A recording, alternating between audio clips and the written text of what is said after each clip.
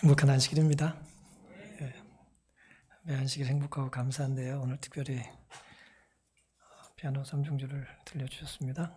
귀한 또 찬양과 또 봉사에 감사합니다. 우리 특별히 이현지 자매, 친구 안의진 자매 귀한 재능을 하나님께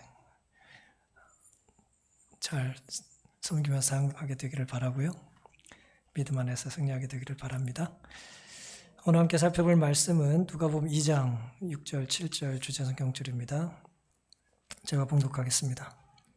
거기 있을 그때에 해산할 날이 차서 마다들을 낳아 강보로 싸서 그 위에 누였으니 이는 사관에 있을 곳이 없음이로라. 예수님 탄생하실 때 상황을 누가가 기록한 것입니다. 예수님이 어디서 태어나셨습니까? 구유에서 태어나셨어요. 그 이유는 사관에 있을 곳이 없었기 때문이라고 그랬습니다. 사관은 이제 여관, 여인숙이라고 생각하시면 되겠죠. 예수님은 이제 베들레헴에서 태어나셨는데 베들레헴은 큰 도시도 아니었고 대단히 알려진 곳도 아닙니다. 아주 작은 곳이었는데 그 작은 곳에 숙소에도 묵을 수가 없으셨다는 거죠. 오늘 이 사실 하나가 오늘 우리에게 주는 교훈이 무엇입니까? 우리가 갈 곳이 없다고 때로 살다 보면 불평할 때가 있나요? 그렇죠? 그리고 살다 보면 또 내가 이런 데 살 사람이 아니라고 말하는 사람들 있죠?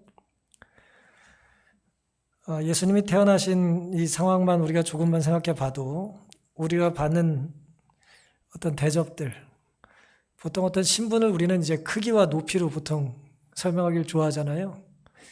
어디 얼마나 높은 데 사느냐, 얼마나 넓은 걸 차지하고 사느냐에 우리의 신분이 달렸다고 생각하는데 예수님은 이런 대접을 받으셨어도 이제 구속사업을 이루시는데 전혀 문제가 없으셨습니다. 따라서 오늘 우리가 말씀을 시작하는 이 즈음에 우리가 어떤 형편에 처하든지 견디지 못할 이유가 없습니다. 우리가 그 어떤 수모를 당하고 어려움을 당해도 예수님을 바라보면 우리는 불평할 이유가 없는 것입니다. 오늘은 누가 나를 지배하는가라는 제목으로 함께 은혜를 나누겠습니다. 누가 나를 지배하는가? 예수님께서 베들레헴에서 태어나시게 된 눈에 보이는 이유는 누가복음 2장 1절부터 보시면 이때 가이사 아구스도가 영을 내려 천하로 다 호적하라 하였으니 이 호적은 구레뇨가 수리아 총독되었을 때에 첩번한 것이라. 모든 사람이 호적하러 각각 고향으로 돌아갔다 그랬습니다. 이것이 이제 눈에 띄는 당시의 정치적이고 직접적인 이유였습니다. 로마의 황제는 이제 공화정이 끝나고 이제 제정을 시작했던, 성경에 이제 아구스도라고 번역했습니다만은 이제 역사는 이제 아우구스투스 옥타비아누스를 얘기하는 것인데요. 이제 제정을 시작한 이 황제 때 호적령을 내렸다는 것이죠. 호적령이라는 것은 요즘 말로 얘기하면 인구조사입니다. 인구조사. 보통 인구조사를 왜 하죠? 통치자가 인구조사를 왜 합니까? 내 백성이 몇 명인지 하나님께 감사해야겠으니 좀 세봐야겠다. 그러고 합니까? 보통 인구조사를 왜 하죠? 나이 조사하고 성별 조사하고 재산 조사하죠. 군대 갈 사람이 몇 명인지, 징집할 수 있는 사람이 몇 명인지. 집값 조사 왜 하죠? 내가 받아낼 세금이 얼마나 되는지, 그렇죠? 징집하고 증세하고 그런 이유로 보통 이제 호적 조사를 하는 것이죠. 그리고 고대 사회는 또 이제 노역으로 내가 부릴 수 있는 사람이 얼마나 되는지 이제 조사하기 위해서였습니다. 흥미롭게도 성경은 당시의 로마의 황제는 아구스도였고요. 옥타비아누스였고 후일에 수리아의 총독, 시리아죠. 시리아의 총독은 이제 구레뇨라고 되어 있습니다. 많이 알려진 사람은 아니죠. 어쨌든 성경이 이 사람의 이름을 기록하고 있습니다. 왜 로마 제국의 황제의 이름을 기록했고 또 수리아의 총독의 이름을 기록했을까요? 왜 그랬을까요? 누가 마음인데 왜 그렇게 기록을 했을까요? 로마라고 하는 세상은 당시에 온 세상을 말해요. 단순히 지중해만 통치한 게 아니라 온 세상을 상징합니다. 그러니까 가장 강력한 힘을 가진 사람이 당시 로마 황제였어요. 그리고 수리아는 로마에 속해 있는 나라였어요. 거의 한 60년쯤 전에 로마에 이제 잡혀 먹혀가지고 이제 부속 국가로 전락을 했습니다. 그리고 유다는, 이스라엘 나라는 수리아의 압제하에 있었어요. 이해가 되십니까? 로마가 차지한 시리아, 그리고 시리아가 차지한 유다. 그런 식으로 이제 3단계가 있었던 것이죠. 시리아에 복속되어 있었던 유다의 처지, 그리고 로마에 합병되어 있는 시리아의 상태를 성경은 당시의 책임자들 혹은 황제, 총독의 이름을 나열하면서 기록을 하고 있는 것이죠. 따라서 유다라고 하는 나라는 예수님의 아버지와 어머니였던 요셉과 마리아는 로마라고 하는 나라, 로마 제국에서 봤을 때는 직접 전달할 필요도 없는 동네였던 거예요. 거쳐야 돼요. 어떤 영을 내릴 때 거쳐야 되는 것입니다. 직접 전달받지 못해요. 물론 이 인구 조사에 대하여 황제가 했을 수도 있고요. 역사학자에 따라서 이제 주장이 좀 다르니까요. 또 시리아 총독이 이제 했을 수도 있다고 주장하는 학자도 있습니다. 중요한 건 그것은 아니고요. 총독이 했다 할지라도 누구 허락을 받아야 돼요? 결국 황제의 허락을 받아야 되는 것이죠. 물론 이제 황제가 지시를 내렸고 그 지시를 따라서 당시에 또 총독은 이제 자신이 통치하는 백성들에게 고향에 가서 인구를 이제 조사를 할 수 있도록 호정령에 따르라는 명령을 내렸던 것이죠. 중앙에서 봤을 때는 매우 먼 곳이었어요. 거쳐서 가야 되는 거예요. 요즘 말로 얘기하면은 기차나 전철이 가지 않는 곳이에요. 또 내려서 또 한참 또 버스를 또 타야 되고 또 버스에서 내려서도 한참 걸어가야 되는 그런 곳이었다고 생각하시면 도움이 될 겁니다. 황제를 위해서 싸우고 로마 시대였으니까요. 로마 제국 시대였기 때문에 패권국 로마를 위해서 사람들은 싸우고 황제의 영토를 위해서 일을 하고 황제에게 세금을 바치기 위해서 이제 명령에 따라야 했던 것입니다. 제가 이 말씀을 지금 드리는 이유는 때로 우리가 사는 이 세상은 나를 지배하는 세력이 누구같이 느껴져요? 절대 군주, 고대사회는 이제 황제, 독재자, 정치 1인자, 요즘 말로 얘기하면 대통령 혹은 국회의원, 여러 유력한 정치인들이 나를 통치하는 것 같이 느껴질 때가 있어요, 없어요? 많이 있습니다. 가진 게 많으면 많을수록 그래요. 아무것도 없는 별 관련이 없는데 내가 가진 게 많으면 많을수록 나를 다스리고 통치하는 사람의 권력이 굉장히 가깝게 느껴지는 것입니다. 세상의 눈으로 볼 때 우리 자신이 때로 큰 덩어리의 맨 끄트머리, 작은 부속품같이 느껴질 때가 있어요. 저쪽에서 그냥 기침했더니 우리가 그냥 독감에 걸려버리는 것처럼 말이죠. 권력자의 한마디에 우리는 이리저리 움직여야 되는 신세, 또 그 처량한 상황을 한탄할 때가 있습니다. 성경은 그런데 이 국가의 통치자에 대하여, 통치 권력에 대하여 어떻게 말을 하죠? 통치자가 어떤 얘기를 할 때 그리스도인은 어떻게 반응해야 됩니까? 바울은 로마서 13장 1절에 각 사람은 위에 있는 권세들에게 굴복하라. 권세는 하나님께로 나지 않음이 없나니 모든 권세는 다 하나님이 정하신 바라. 그런 굉장히 부담스러운 말씀을 하셨어요. 그러니 이제 어쨌든 세속 정부에 대하여, 정권에 대하여 뭐 하라는 거예요? 반항하라는 거예요? 협조하라는 거예요? 협조하라는 거예요. 왜요? 이유가 있잖아요. 왜요? 결국 그 세력조차도 누가 허락하셨기 때문에, 하나님께서 허락하셨기 때문에 세워진 것이니 그리스도인의 태도를 이제 잃지 말라는 것이죠. 근데 사실 부담스럽잖아요, 이런 말씀이. 악한 정부에 대하여 우리가 어떻게 입장을 취해야 되는가, 이 독재자들의 괴롭힘에 대해 어떻게 저항해야 되는가, 그런 고민이 왜 없습니까? 있죠. 그래서 동일한 성경은 우리에게 또 다른 형태의 말씀을 주고 계세요. 사도행전 4장 18절과 19절에 그들을 불러 경계하여 도무지 예수의 이름으로 말하지도 말고 가르치지도 말라 하니 베드로와 요한이 대답하여 거로되 하나님 앞에서 너희 말 듣는 것이 하나님 말씀 듣는 것보다 옳은가 판단하라. 그러면서 따랐어요? 따르지 않았어요? 따르질 않았어요. 그러니까 베드로와 요한이 복음을 전하지 못하게 하는 이 당시 지도자들을 대항해서 뭐라 그랬냐면은 하나님 말씀을 듣는 것이 너희들만 듣는 것보다 옳다는 거예요. 오늘 우리가 세상 정부에 대하여 혹은 정치인들의 어떤 그 법령에 대하여 따라야 될 이유는 로마서 13장에 의하면 하나님께서 그걸 허락하셨기 때문이에요. 하지만 거기엔 한계와 제한이 있습니까? 무조건 따라요? 뭐 교회 불질러라고도 따라요? 예. 교회 문 닫고 저기 산속에 들어가서 사찰에 가서 뭐 연불 외우라 그래도 따릅니까?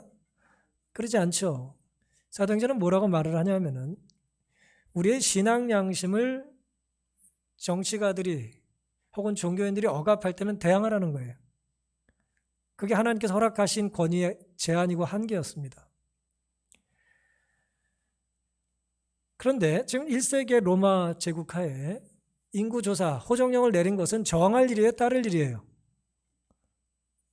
정할 일은 아니잖아요. 예배드리지 못하게 하는 게 아니잖아요, 지금. 그러니까 이제 협조를 하고 이제 따랐던 것이죠.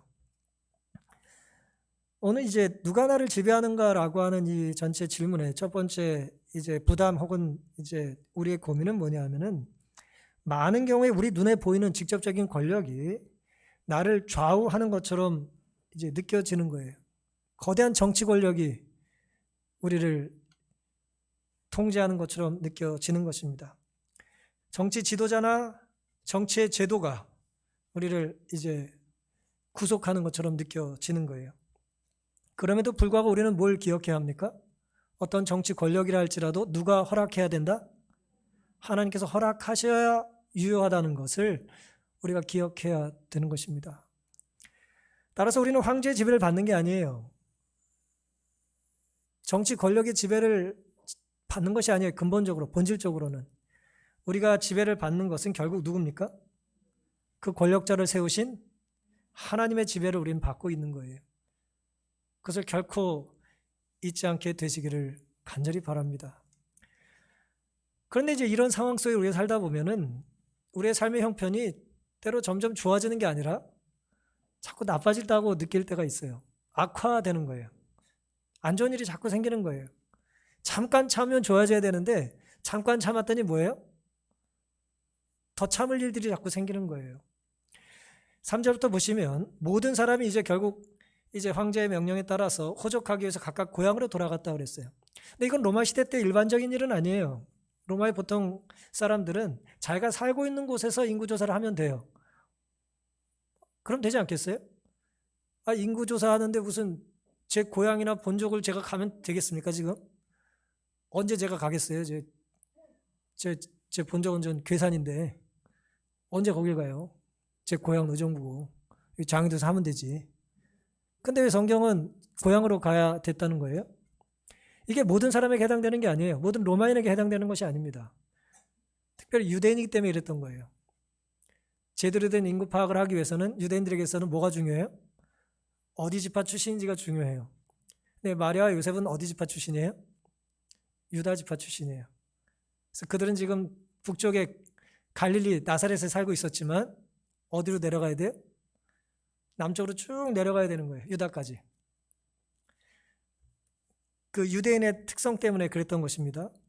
4절 요셉도 다윗의 집 족속인 고로 유다 지파인 고로 갈릴리 나사렛 동네에서 유대를 향하여 베들레헴이라 하는 다윗의 동네로 그 정원한 마리아와 함께 호적하러 올라간 것 사실은 내려가는 거 위도상 아래쪽이거든요. 100km 아래쪽인데 이제 예루살렘 혹은 베들레헴을 이제 위쪽이라고 표현을 하고 있는 거예요. 그래서 이제 올라가니 마리아가 이미 잉태되었더라 그랬습니다. 로마 황제의 명령에 따라서 이제 백성들이 이제 호구 조사를 하게 됐습니다. 근데 이제 유대인이었기 때문에 특별히 유대인 중에 유다 지파였기 때문에 이제 북쪽에서 남쪽으로 이동을 해야 했어요. 몇 킬로를 이동해야 됐다고요? 100km를 가야 했습니다. 100km. 당시에 무슨 고속도로가 있었던 게 아니에요. 더더욱 이제 마리아는 지금 뭐예요? 임신을 했고 더더욱 내용을 보니까 어때요? 거의 출산일이 가까워졌어요. 좀 반삭이에요. 이때 보통 이동을 할까요? 안 할까요? 이동하면 돼요? 안 돼요? 이동하면 안 되죠. 예외 조항이라도 있으면 얼마나 좋겠어요. 고향에 가서 호구조사를 하되 가로하고 출산일을 20일 앞두고는 예외. 뭐 그렇게 해주면 얼마나 좋겠어요. 근데 그러지 않은 거예요. 우리는 얼마나 많은 경우 이 땅에 살면서 어려워질 때마다 나는 좀 예외가 되면 좋겠다고 기대할 때가 있어요, 없어요? 많이 있습니다. 우리 아이는 좀 예외였으면 좋겠다. 우리 부모님은 예외였으면 좋겠다.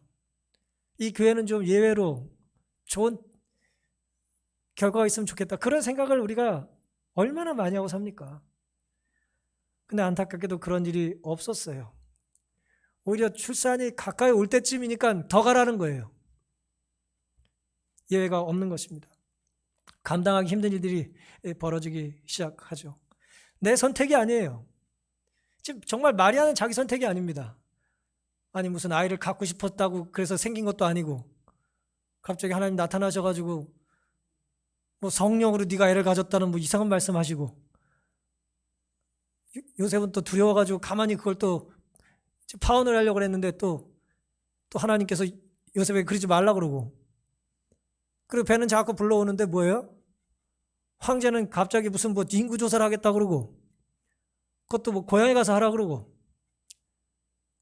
지금 좋은 일이 생기고 있어요? 안 좋은 일이 생기고 있어요? 안 좋은 일이 지금 황당한 일들이 자꾸 생기고 있어요.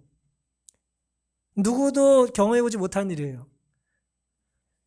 다른 사람도 경험해보지 못했으니 그들의 말이 나에게 조언이 도움이 될까요? 되지 않을까요? 전혀 자기들이 경험해보지 않은 일이기 때문에 경험을 해보지 않은 일에 무슨 조언을 해줄 수 있겠어요? 어린 사람들에게 조언해 줄 수 있는 이유는 자기가 경험했기 때문이잖아요. 그렇죠? 선험적으로 경험했기 때문인데 지금 마리아와 요셉의 상황은 누구도 경험해본 일이 없는 거예요. 당황스럽죠. 만삭의 산모가 힘들지만 뭔가 해야 될 때가 있는 것이고 실직한 가장이 아무런 경제 수입원이 없는데도 뭔가를 해야 될 때가 있고요. 가난해도 병들어도 뭔가 해야 될 때가 있는 것입니다. 고향에 간다고 뭐 금이환영하는 게 아니에요. 알아주는 사람이 없어요. 그래도 가야 하는 것이죠. 우리가 이런 상황에 그런데 사실은 익숙하지 않는 것이 좋은데 사실은 이런 일들이 비일비재하기 때문에 우린 이런 일이 생기면 어때요? 또 익숙하게 행동을 하는 것입니다. 어느 순간 나도 모르게 길들여진 거예요. 남들이 다 하는데 나라고 안 할 수가 없잖아요. 황제가 하라는데 안 할 수가 없잖아요. 법이 그렇다는데 안 할 수가 없잖아요. 다수를 따르고 대세를 따르고 높은 사람 말을 따르고 특별히 이 상황에 나 혼자 독립적으로 살 수가 없는 거예요. 이건 내가 결정한 것이 아니지만 다른 사람의 결정을 내가 따르는 것이 나의 결정이 돼야 되는 이런 황당하고 모순된 상황을 경험할 때가 참 많이 있습니다. 그럴 때 우리는 이제 하나님께 기도를 드립니다. 왜 이런 상황에 하나님은 개입하지 않으십니까? 라는 의문이 드는 것이죠. 하나님 좀 개입해 주시면 얼마나 좋아요, 직접. 누가복음 1장 28절에 보시면 그에게 들어가 가로되 은혜를 받은 자여 평안할지어다 주께서 너와 함께 하시도다. 마리아에게 이제 하신 말씀이에요. 전사를 통해서 31절 보라 내가 수태하여 아들을 낳으리니 그 이름을 예수라 하라. 35절 천사가 대답하여 가로되 성령이 너에게 임하시고 지극히 높으신 이의 능력이 너를 덮으시리니 이러므로 나시바 거룩한 자는 하나님의 아들이라 일컬으리라. 38절 마리아가 가로되 주의 계집종이오니 말씀대로 내게 이루어지이다 하며 천사가 떠나가니라 그랬습니다. 천사는 분명히 은혜와 평안을 약속했죠. 그렇죠? 그리고 그 말을 듣고 성령이 잉태하게 됐고 하나님의 아들이고 예수라는 이름을 불러주면 된다는 얘기까지 다 들었어요. 근데 마리아가 뭐라고 대답했어요? 말씀대로 내게 이루어지다라고 하는 보통 사람은 감당할 수 없는 엄청난 반응을 하잖아요. 보통 어떻게 이걸 받아들일 수 있겠어요? 억울합니다. 뭐 이렇게. 세상이 나를 어떻게 보겠습니까? 저한테 왜 그러십니까? 이제 그런 생각할 수 있는데 마리아는 하나님 뜻대로 이루어지길 바란다는 놀라운 기도를 했잖아요. 주께서 함께 하실 것이다. 은혜와 평강이 있을 것이다. 성령이 너에게 하나님의 아들을 주실 것이다. 뭐 그런저런 말씀이 있었는데, 근데 이런 하나님의 말씀에 반응을 했단 말이에요. 주님의 뜻대로 이루어지길 원합니다라고 반응을 했는데, 이 기대했더니 어떤 일이 벌어져요? 자꾸 무슨 뭐 배는 이렇게 불렀는데 고향을 가라고 하질 않나? 예? 이동을 하라고 하질 않나? 나는 예외겠지 생각했는데 예외가 아니었던 것이죠. 마리아에게는 큰일이었어요. 지금 저는 이제 아이를 갖고 뭐 만삭이 어떤 상태인지 전 잘 모르겠습니다만은, 우리 집사님도 한번 옛날에 아이 가졌을 때 생각해 보세요. 태어나기 지금 뭐 며칠 전에, 아이가 태어나기 며칠 전에 뭐 별로 좋지도 않은 교통수단을 이용해가지고 가야 될 거 아니에요. 뭐 달구지 탔는지 뭐 나귀들을 타고 갔는지 뭐 걸어갔는지 잘 모르겠습니다만, 하여튼 아주 고된 길을 이제 걸어갔단 말이에요. 말에겐 큰일이고 힘든 일인데, 이 명령을 내렸던 정치 지도자인 이 옥타비아누스는 이런 걸 알까요, 모를까요? 알까요, 모를까요? 알 수가 없죠. 뭐 한두 명이에요, 자기 백성이. 알 수가 없죠. 총독은 알까요, 모를까요? 알 수가 없죠. 우리를 이리 가라 저리 가라, 이걸 해라 말하라, 내 나라 안 된다라고 말하는 힘을 가진 사람들이 많은 경우에 우리의 상황에 대하여 책임지지도 않을 뿐더러 잘 알질 못해요. 세상이 나를 신경 쓰지 않는다고 느낄 때가 있습니까? 그렇죠? 세상이 나를 신경 쓰지 않아요. 내 이름을 몰라요. 아무도 내 상황에 관심이 없고 내 삶의 무게에 주목하지 않는 것입니다. 근데 왜 하나님은 나를 택하셨다고 말하고 나에게 은혜와 평강을 주시겠다고 하고 성령이 함께 하실 거라는 말씀을 하셨냐는 거예요. 성령이 함께 하신 증거가 이런 것이냐, 약속하신 은혜와 평강이 이런 것이냐라고 하는 부담스러운 혹은 불편한 혹은 불평이 우리에게 왜 없겠습니까? 하지만 황제가 우리를 통치하는 게 아니라는 걸 우리가 방금 전에 살펴본 것처럼 어떤 상황도 그 상황 자체가 우리를 통치하도록 우리는 허락하면 안 됩니다. 황제가 나를 지배하는 것이 아닌 것처럼 어떤 상황도 우리의 삶을, 우리의 신앙을 통째로 통제할 수도 지배할 수도 없는 것이죠.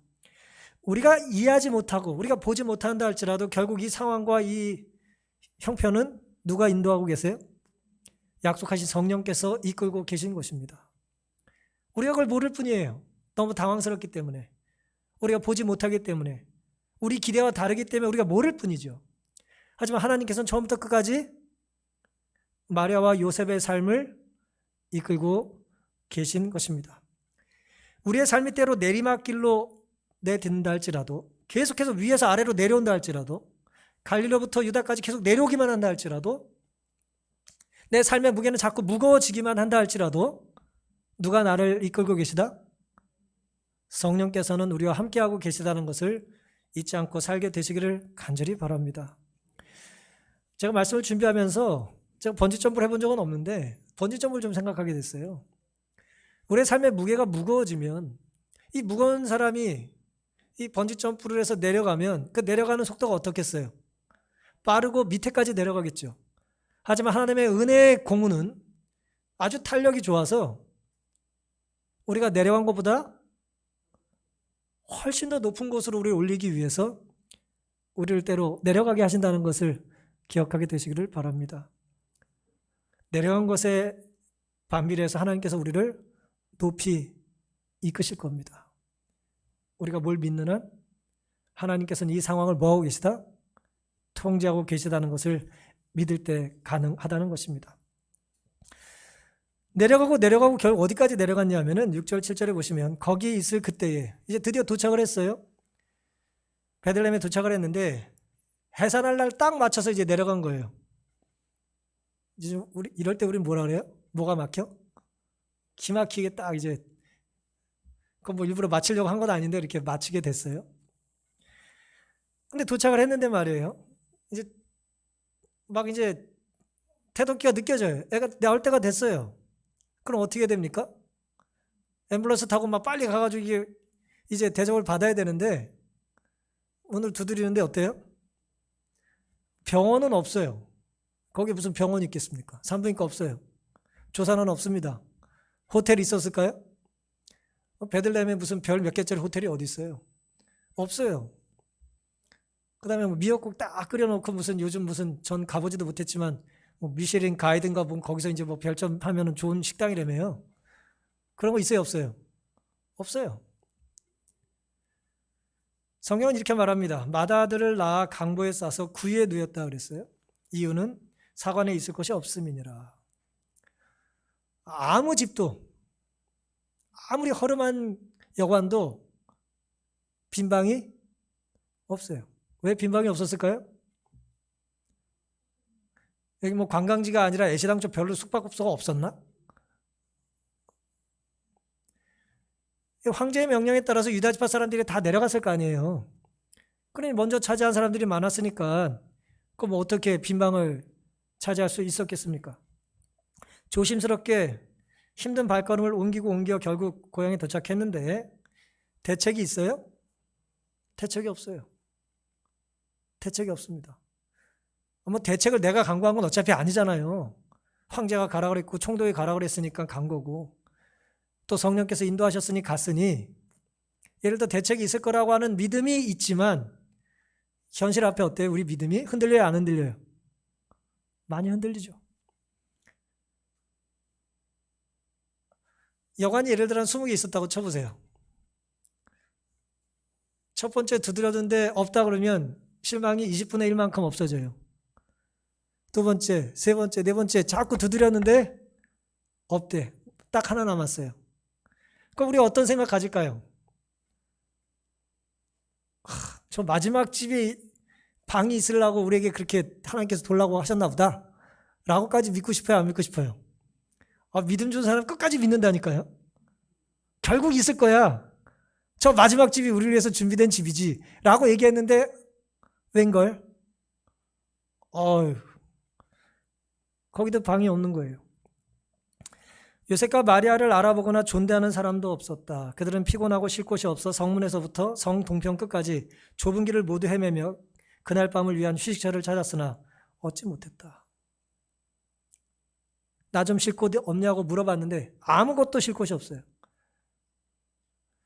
붐비는 여관에는 그들을 위한 방이 없었다. 그들은 마침내 가축들이 거하는 거친 가옥에 쉴 자리를 발견했으며 이곳에서 세상의 구주께서 탄생하셨다 그랬습니다. 그러니까 예수님께서 구유에서 탄생하신 이유는 뭐예요? 구유가 좋아서가 아니에요. 구유 말고는 갈 곳이 없으셨기 때문이에요. 구유 말고는 갈 곳이 없다는 얘기는 어느 곳도 예수님을 환영하지 않았다는 거죠. 구유 주인이 뭘 오지 말라고 그랬겠어요? 그건 열려 있으니 그냥 들어간 거죠. 하나님은 때로 나를 알아보지 못하는 곳을 인도하실 때가 있습니까? 뭐 저 같은 사람은 많죠. 어디 가면 뭐 저를 소개하려면 잘 모르잖아요.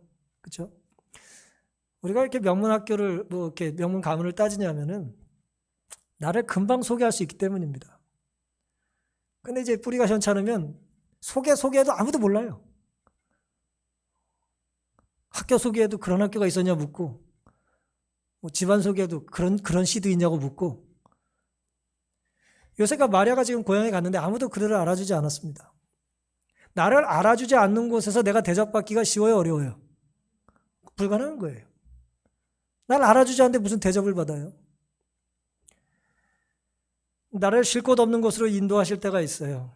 밤새 수고해도 이 수고의 결과가 없을 때도 있는 것입니다. 남들을 위한 공간은 많아요. 우리가 서울시 돌아다닐 때 그런 거 많이 안 느낍니까? 집 많네. 내 집은 없네. 그런 얘기 많이 하잖아요. 남들을 위한 공간은 많은데 나를 위한 공간은 있어요, 없어요? 없다가 느낄 때가 있습니다. 있는 사람은 또 잘 몰라요. 왕년에 고생한 거 다 잊어버리고 감사도 잊어버리고 뭐 몰라요. 없는 사람은 알죠. 찾다 가축들과 함께 이제 구유에서 예수님이 태어나셨습니다. 요한복음 1장에는 이 상황을 자기 땅에 오면 자기 백성이 영접치 않았다 그랬어요. 영접하지 않았어요. 아무도 영접하지 않았어요. 그래서 요한복음 1장 12절에는 유명한 말씀이 있잖아요. 영접하는 자, 곧 그 이름을 믿는 자에게는 하나님의 아들이 된 권세를 주셨다 말씀을 하셨어요. 하나님의 자녀된 권세를 주셨다는 거죠. 왜 하나님께서는 그런데 예수님을 다른 어떤 곳이 아니라 뭐 로마도 아니고 뭐 이스탄불도 아니고 고대 사회 그 내노라한 도시가 아닌 그 뭐 변두리에 말이에요. 그 베들레헴에서 태어나게 하셨을까요? 우리가 잘 아는 것처럼 미가서의 예언이 성취되어야 했기 때문입니다. 미가서 5장 2절에는 베들레헴 에브라다에 너는 유다 족속 중에 작을지라도 유다 중에 또 작을지라도 이스라엘을 다스릴 자가 네게서 네게로 나올 것이라. 그의 근본은 상고의 태초이니라. 이 700 몇십 년 전에 기록된 이 예언이 성취가 되어 있기 때문이에요. 그러니까 오늘 우리가 하나님 말씀에 순종하고 살면 우리는 황제의 명령을 따라 사는 것이 아니라 상황과 환경 때문에 어쩔 수 없이 그걸 선택한 게 아니라 뭘 이루는 삶을 사는 거예요? 하나님의 말씀과 예언을 성취하는 삶을 살 수 있게 되는 것입니다. 말씀의 주인공이 될 수 있다는 거예요. 비록 내 삶은 이 세상에서 변두리처럼 살아도 하나님의 말씀이라고 하는 거대한 물줄기 안에 우리는 뭐예요? 주역이 돼서 살 수 있다는 거예요. 그 다음에 하나님께서는 베들레헴 구유에 태어나게 하셨을까? 영광의 왕께서 자기를 낮추시고 인성을 취하셨다. 그의 지상에서의 환경은 거칠고 험악하였다. 그의 영광이 가려졌던 것은 그의 외양의 위엄이 주목거리가 되지 않도록 하시기 위함이었다. 주목받지 않기 위하여 일부러 그렇게 이제 선택하셨다는 거예요. 근데 사람들은 주목받기를 원해요? 받지 않기를 원해요? 주목받기를 원하잖아요. 때로 주목받기를 원하지 않는다고 말하지만 그거 자체가 주목이 되기를 원할 때가 많아요. 나는 이런 거 티나는 걸 원하지 않습니다 라고 하면서 이렇게 티나는 거 좋아하잖아요. 인간이 그렇다니까요. 그는 모든 외적 장식을 피하셨다. 재물, 세상의 명예, 인간의 위대함은 결코 영혼을 사망에서 구할 수 있다 없다? 없어요. 돈 많다고 구원받습니까? 황제는 하늘에 직행하나요? 아니에요.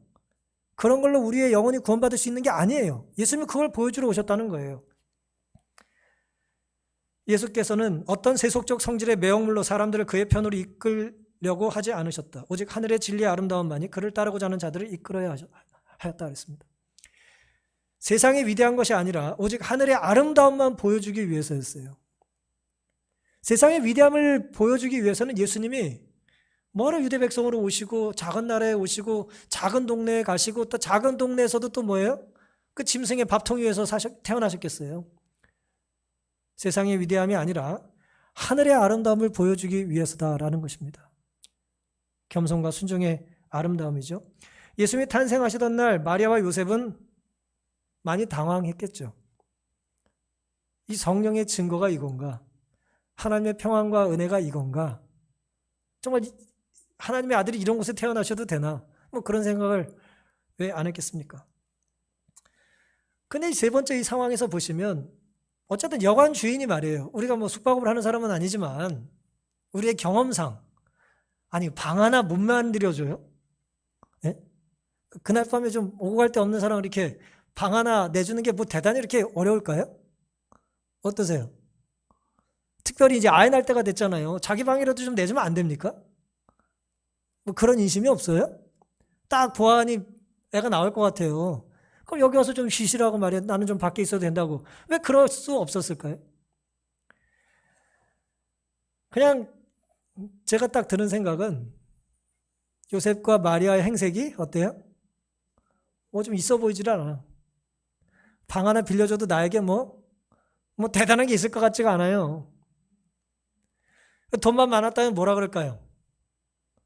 우리가 한번 해보고 싶은 말 있잖아요. 얼마면 돼? 그런 말 해보고 싶지 않아요? 이거 여관 얼마야 이거 통째로 사겠어? 그런 말 하고 싶잖아요. 많은 경우에 우리가 내가 돈이 없어서 방을 구하지 못하는 거예요. 뭐 돈은 다른 상황에서는 실력이 될 수도 있습니다. 내가 실력이 없어서 내 자리가 없는 거예요. 날 인정해 주지 않는 거예요. 내 능력 가지고는. 때로 우리가 여관 주인의 거절, 내 마지막 희망이 끊어졌을 때 우리가 느끼는 좌절감과 절망은 내가 가진 경제력 때문이라고 느낄 수가 있어요. 근데 정말 그럴까요? 만약에 우리가 돈만 있으면 방을 구할 수 있다고 생각한다면 지금 나를 지배하는 건 뭐예요? 돈이죠. 저 사람을 돈이 지배하는 게 아니라 나를 지배하는 게 돈인 거예요. 내가 돈이 있으면 방을 사고 돈이 있으면 집을 사고 돈이 있으면 행복을 산다라고 하는 것에 완전히 함몰돼 산다면 우리는 하나님에게 지배받는 것이 아니라 뭐에 지배를 받고 있다? 돈의 지배를 받는 거죠. 그래서 예수님께서는 하늘의 아름다움은 그런 것으로 지배할 수 없다는 걸 보여주시기 위해서 모두가 거절했지만 열려있는 유일한 곳으로 가셔서 이제 태어나셨던 것입니다. 하나님이 개입하시고 주관하시고 섭리하신 결과죠. 하나님이 개입하시고 섭리하실 수 없어서 거기 가신 것이 아니라 그 모든 것을 누가 섭리하셨다고요? 하나님께서 개입하시고 섭리하셨기 때문이에요. 우리가 그런 믿음을 갖는 것은 오늘 우리의 삶에 대한 신앙인의 그리스도인으로서의 삶의 좌표를 정하는 데 있어서 매우 중요한 이해입니다. 이 모든 걸 하나님께서 뭐 하셨다? 섭리하셨다는 거예요. 여기까지 하나님께서 뭐 하셨다? 인도하셨다는 거예요. 오늘 우리가 그런 믿음과 마음을 가지고 살게 되시기를 간절히 바랍니다. 요셉과 마리아가 나사렛에 있는 그들의 집을 떠나 다윗성을 향하여 여행할 때에 천사들이 그들과 동행했다 그랬습니다. 자, 오늘은 말씀입니까? 쫓겨가는 것 같고 혹은 핍박받는 것 같고 억울한 것 같고 괴롭힘을 당하는 것 같지만 하나님은 그들과 뭐 하셨다고요? 걸음걸음 함께 하셨다는 거예요. 여러분 어떨지 모르겠습니다. 저는 지갑에 신분증 2개 갖고 다녀요. 하나는 이제 면허증입니다. 면허증. 주민등록증 대신 제가 면허증을 가지고 다니거든요. 그 다음에 또 하나는 뭘까요? 맞춰보세요. 신분증 하나 더 갖고 다니는데 작아서 안 보이죠? 일부러 제가 사진 안 찍었어요. 사진이 잘 안 나와가지고. 이게 뭐 같습니까? 이게 뭐 같아요? 뭐라고 써있냐면은 목사 증명서. 이름 나오고 생년월일 나오고 제 목회 시작일 나오고 제 아이디 넘버가 나옵니다. 그 다음에 이렇게 써있어요. 위 사람은 본 교단의 목회자임을 증명함. 그 다음에 흥미로운 게 뭔지 아세요? 유효기간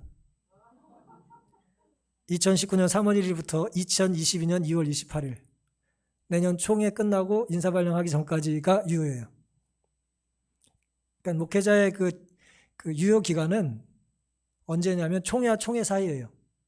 총회 때 이제 재윤준을 받지 않으면 저는 뭐가 아니에요? 목회자가 아닌 것입니다. 그리고 이제 이걸 증명서를 내준 사람이 이제 서종합 협회장이라고 하는 이제 직인이 이제 있는 것이죠.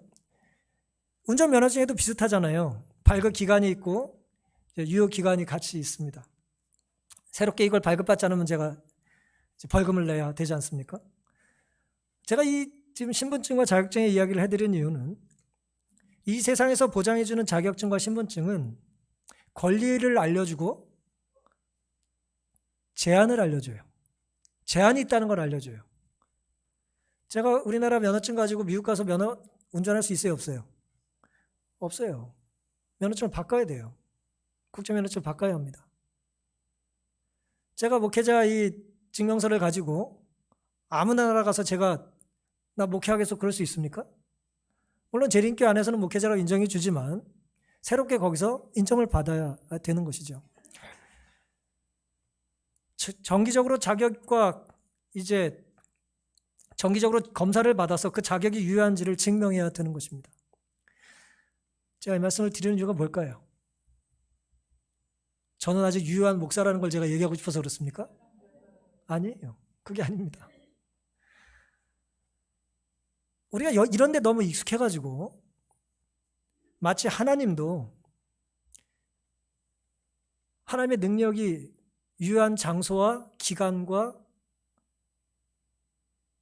관계가 한정되어 있다고 느낄 때가 있어요, 우리가. 고대 부족장 시대에는, 아브라함이나 요셉 살던 시대에는 뭐예요? 하나님이 좀 능력이 있으셨던 것 같아요. 그런데 첨단 과학과 의학이 발전한 현대는 더 이상 하나님의 능력이 효과가 없는 것처럼 느낄 때가 있어요. 하나님의 능력이 인맥이 좀 어느 정도 영향을 미치는 동장이나 구의원, 잘 나가면 구청장까지는 모르겠는데 시장이나 도지사, 대통령까지는 좀 무리 같아. 하나님 청와대는 역사를 안 하시는 것 같아요. 아니, 청와대도 역사를 안 하시는데 백악관 역사를 하시겠어요? 우리나라 조그만 나라인데? 우리가 믿는 하나님이 무슨 식품이나 자격증에 기록된 것처럼 유통기한이나 유효기간이 정해진 그런 분이냐는 거예요. 그렇습니까? 하나님께서 개입하실 수 없는 개인이나 국가나 제도는 없습니다. 하나님은 시간을 초월하시고 공간을 초월하시고 모든 것을 다 주관하세요. 그걸 믿는 게 신앙입니다. 근데 우리는 때로 어때요? 내 눈앞에 보이는 권력 앞에 보이지 않는 하나님을 놓치고 내 힘든 상황과 정황 속에서 나를 힘들게 인도하시는 하나님을 힘없는 하나님으로 느낄 때가 있어요. 눈앞에 돈이 더 크게 느껴지고 눈앞에 내 능력이 없음에 대하여 한탄하지만 하나님을 끝까지 붙잡지 않을 때가 있는 것입니다.